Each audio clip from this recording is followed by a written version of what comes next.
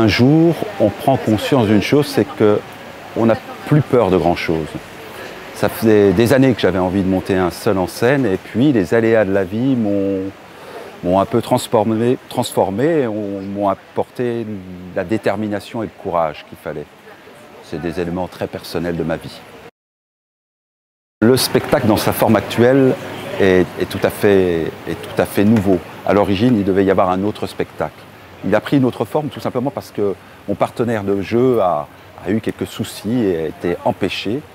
Et donc j'ai repris le spectacle, j'ai extrait de ce spectacle 2 personnages qui au départ en comportaient 8. Et je les ai pris et je leur ai parlé et ça a donné Télescopage.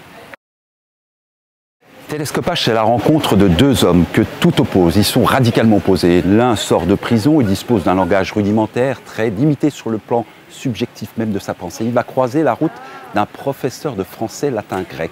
Comme dans la vie, ça peut rarement exister, je me suis appliqué à voir ce que ça pouvait donner. Je suis l'auteur de cette pièce. Alors ce qu'on me dit, c'est que on vous suit de bout en bout, on pense trouver, puis on tombe à côté, chose trappe. À la fin, c'est un véritable éloge de l'optimisme. On redresse la tête, on sourit, on se sent heureux. J'ai voulu tordre le cou aux a priori, aux idées toutes faites, aux idées préconçues. Ce qui m'a intéressé, c'est de ne pas travailler les différences, elles sont tellement évidentes, tellement éclatantes. Ce qui m'a intéressé, c'est travailler le point commun. Ça fait 1 an que je tourne ce spectacle. Personne n'a trouvé ce point commun. Voilà, Télescopage, je vous invite à venir me voir. Je vous promets une chose, le spectacle va commencer. Je vais vous saisir, je vais vous prendre le cerveau, je vous le rendrai à la fin. Et à la fin, si tout se passe bien, on aura partagé quelque chose, un peu de notre humanité.